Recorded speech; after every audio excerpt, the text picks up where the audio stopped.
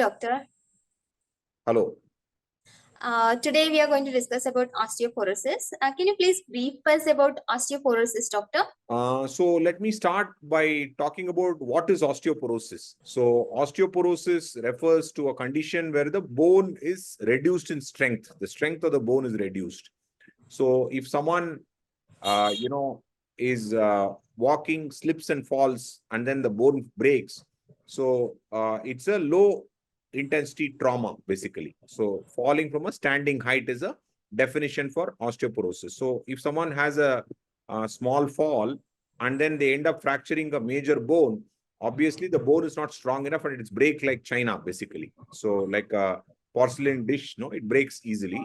So that is considered osteoporosis. So osteoporosis by definition refers to reduced bone strength. So, and when it comes to reduced bone strength, the reduced bone strength can be due to two reasons. One is a reduction of bone matrix and mineral, which is osteoporosis, or reduction of bone mineral alone, which is osteomalacia.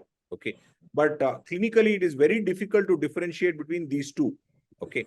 So, some people, there can be always overlap. Somebody can have osteoporosis as well as osteomalacia. Somebody can have purely osteoporosis. Some people can have purely osteomalacia. So, but in very often, there is an overlap between these two.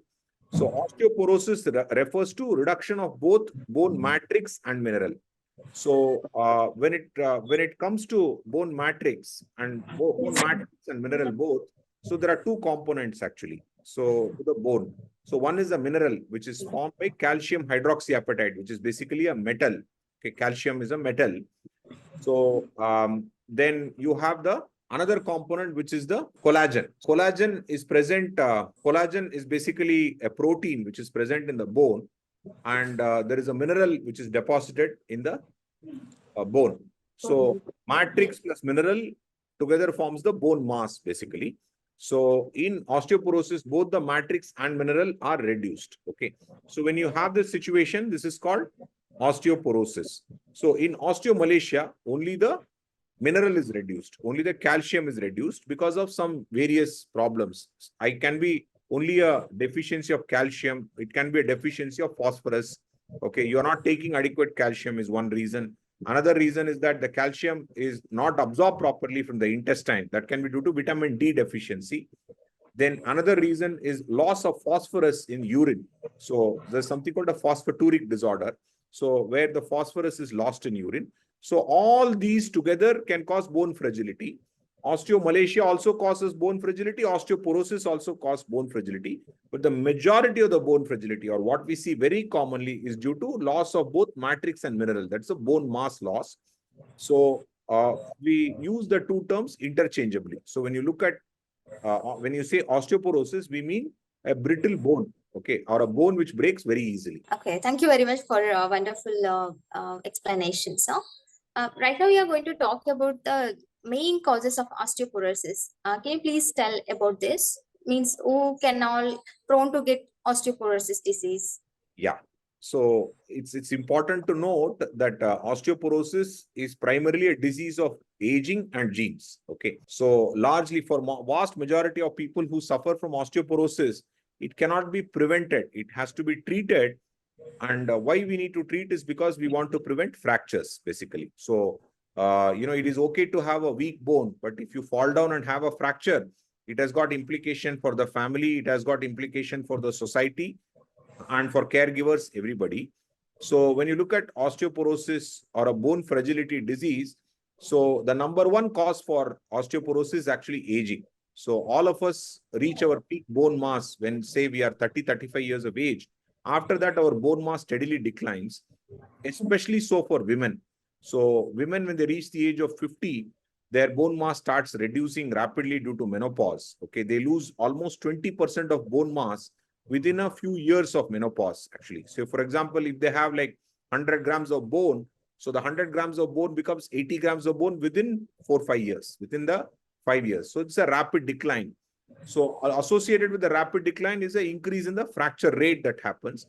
After a while, the fracture rate becomes steady, but it does not reduce to a pre-menopausal level, actually. So the bone continues to be weak and slowly the bone reduces. And by the time a woman reaches, say, 65, 70 years of age, there is established osteoporosis. And there is a tendency to fracture either the spine or the hip. So these two fractures are the most common fractures which cause morbidity. And these are the ones which are measured in clinical research, actually, very widely. Apart from this, other fractures can also be there. You can have a humerus fracture. You can have fracture in the forearm. So even just falling down somewhere can fracture your forearm like that. So various fractures are possible. So, but fortunately for us, we can prevent all those fractures using proper detection and treatment, actually. So this is aging. So when it comes to second most important factor for osteoporosis, the second most important factor is genetics, basically. So when you look at genes, so genes are responsible for almost 85% of the bone strength, actually. So there are some people who may have extremely strong bones, okay, and may never have a fracture. But there are a set of people, due to their genetics, they fracture easily. They start fracturing at an earlier age and they fracture throughout life after that because their bone mass is reduced. Okay. So if you have a family history of fracture, like for example, if your parent or grandparent has fractured, so below the age of 60, then again, you are more prone for osteoporotic fractures. And, you should get yourself screened, actually. And these are the number one, number two factors. Coming to number three factor causing osteoporosis, steroid therapy or using steroid for any indication. So it can be rheumatoid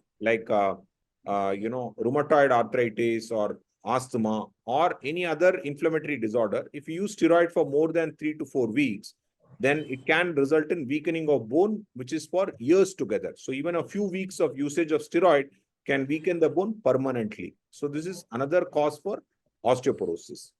So fourth important cause for osteoporosis is actually, when you look at it very closely, so a lot of research shows that if there is a chronic inflammation, so you all know that when you have an episode of, say, COVID, you have a body inflammation. We all measure CRP and we all measure inflammatory markers like ESR, CRP, etc., isn't it? So in a condition like, rheumatoid arthritis, so there can be inflammation going on for weeks together, months together. Okay. So if the inflammation is going on for weeks and months together, then the inflammatory products actually weaken the bone, and the bone can become significantly weak. So this again is one another factor for osteoporosis. Apart from this, excess alcohol, smoking, these are some of the factors which are associated with osteoporosis, though we cannot say it is a strong driver. So when you look at the strong driver of osteoporosis, number one, age, number two, genes, number three, steroids, number four, inflammatory conditions. So these are the four things we need to look at whenever we are looking at bone health. Yeah. That's great, sir.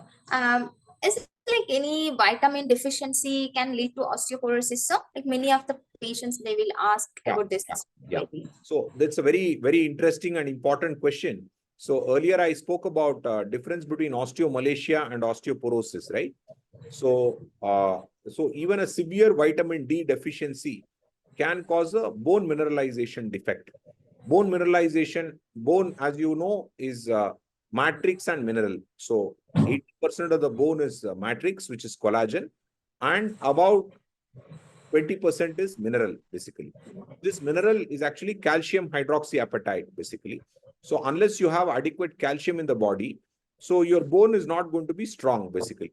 So the calcium in the bone is like the cement within the bone. So if you've seen a concrete, so how is the concrete made?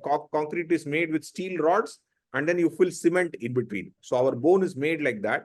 So the cement that goes in between the steel rods is actually the mineral, basically. So this cement, how does it come from? We take it from the diet. The calcium is a salt which is present in the diet. It is present in dairy products.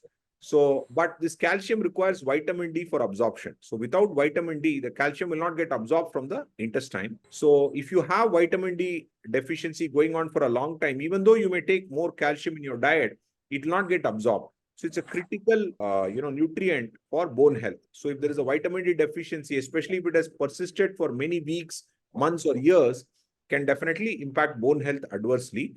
And when you have osteomalacia, you're more prone for fractures. But typically what happens is those patients who have osteomalacia, who come to our OPD, are actually patients who have an adequate bone health. So because, they are young people, their bone is still growing, their bone mass is very good, and it does not fracture easily even if they fall down, thankfully, and thankfully for us. But when you take very elderly people who are bedridden, so for various reasons, somebody had a stroke, not able to go out, or having diabetes, diabetic neuropathy, not able to go out, or, otherwise very frail elderly people, 70, 80 plus.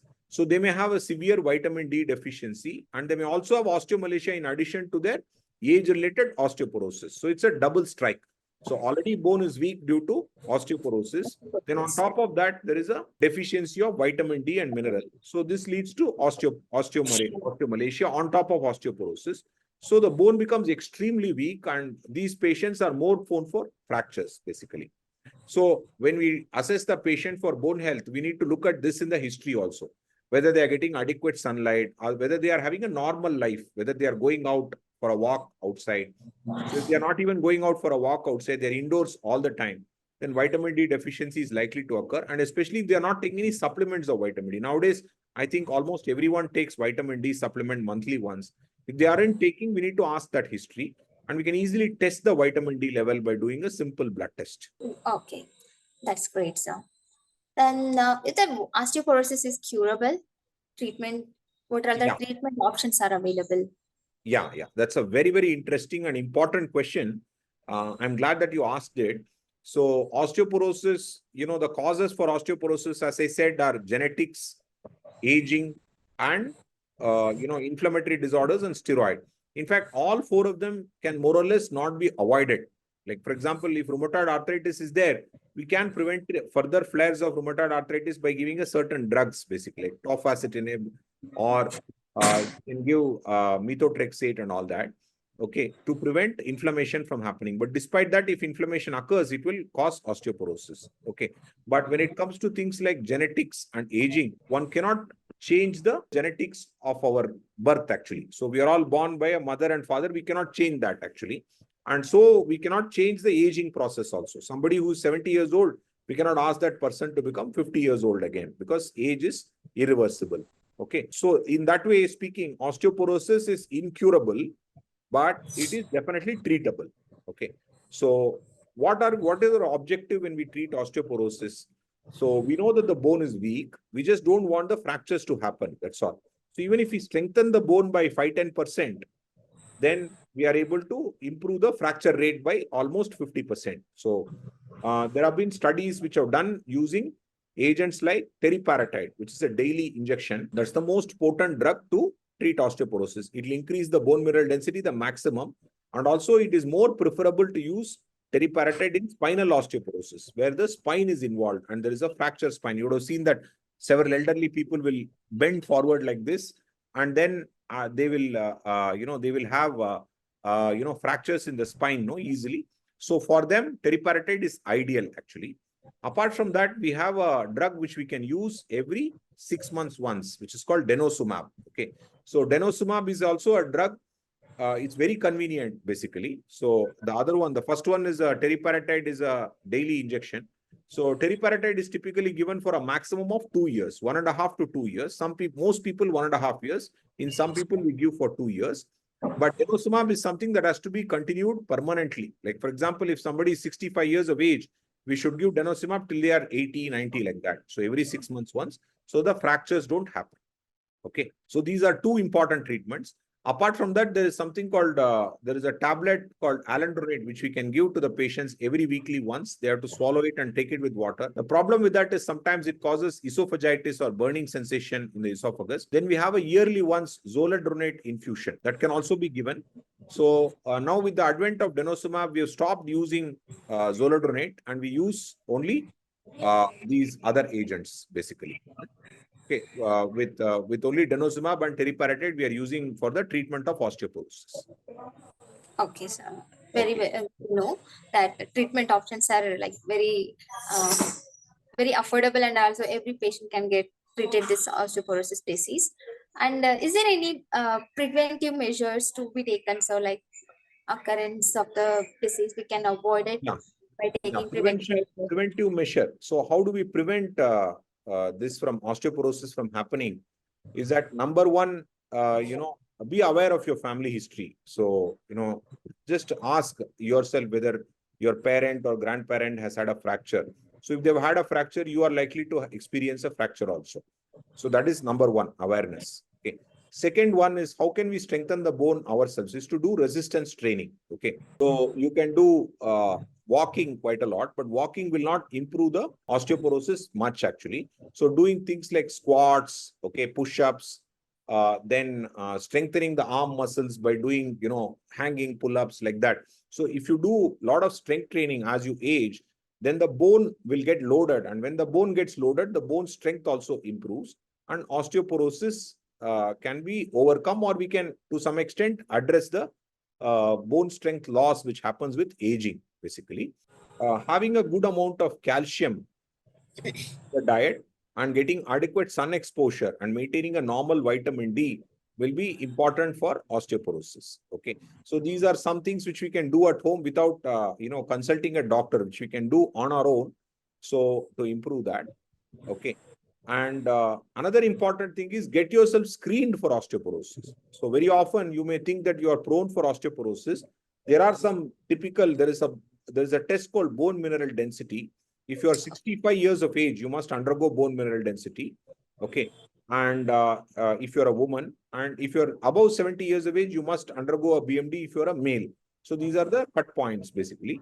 But those who have had a family history of fracture very early, they can choose to do it almost even 10 years before the set dates. Like, for example, if you are having a family history where mother has had a fracture, the lady should get the bone mineral density done at 55 years and not wait until 65 years. Okay. If you find that the bone mineral density is very low, we can use various algorithms like the FRAX algorithm, which helps us identify what is the fracture risk. And then we can decide to offer treatment to those who are having a higher risk of fractures, basically. So we need not wait until 65 years also. We can start at a younger age also, osteoporosis treatment. So screening using bone mineral density is very important. So when you look at bone mineral density, there are various bone mineral densities. So one is the bone mineral density they do in many clinics of the heel, actually, which is quite useless. We need to do a BMD of the lumbar spine and hip, which you have to do to the diagnostic center and get it done. So BMD of lumbar spine and hip will help us, reduce the osteoporosis burden. Okay, thank you very much, sir. Protect the osteoporosis. Okay. Okay. Sir. Shall we wind up? Sir. Yeah. So hope we'll have some more interactions like that, Nirmala. Thank you for the questions. Okay.